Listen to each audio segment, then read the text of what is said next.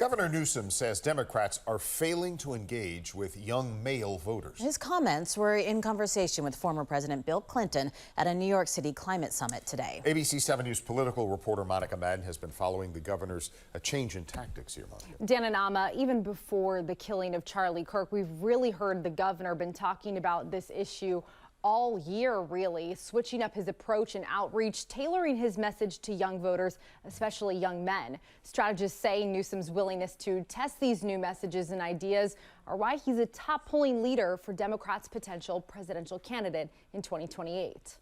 Everywhere in the country, we read that men are alienated. Connecting with young voters is something former President Bill Clinton mastered in the 90s.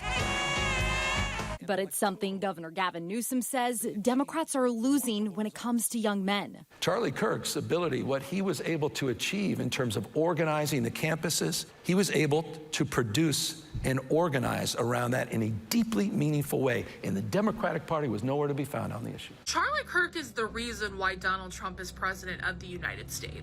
Gen Z Democratic strategist Olivia Giuliana has more than 1 million followers on her social media accounts, but she says there's not a liberal equivalent of Kirk.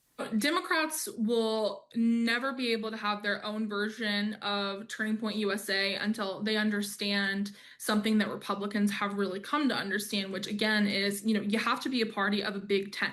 Between Newsom's podcast and some of his guests, the 2020 election, and brazen social media mockery of President Donald Trump, Giuliana says the California governor is the only Democrat making headway on this issue. One of the reasons why Gavin Newsom's strategy is so popular is that it's unfamiliar and it's got this type of energy and spirit to it that we're really not used to seeing from Democrats because it doesn't fall into this model of decency politics. Do you think it's working?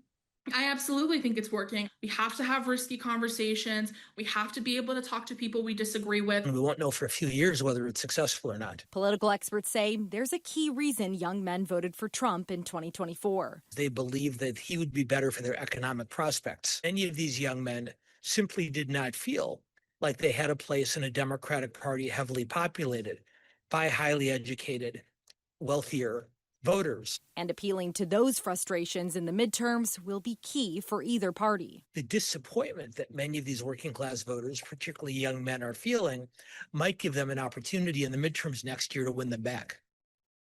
And last week, Governor Newsom launched a new outreach program aimed at helping young men and boys who feel disconnected. It's encouraging them to get involved with volunteer and community outreach groups through things like California Service Corps to help them really get connected in the community. It's interesting how the governor's really on the cutting edge of this effort by the Democratic Party. Yes, definitely.